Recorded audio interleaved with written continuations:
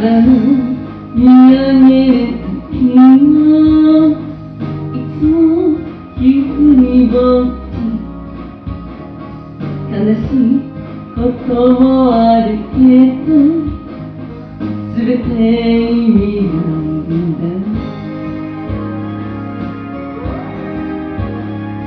歩み慣れたこの道、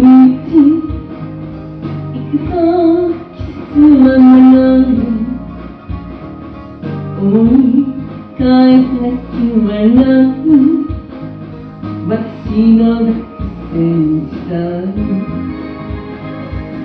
さての山裏を飛ばせるものは何、目には見えない風が外に吹いているかな。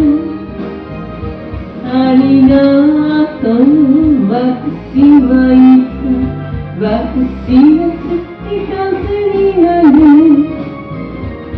ありがとう、あなただけがすべて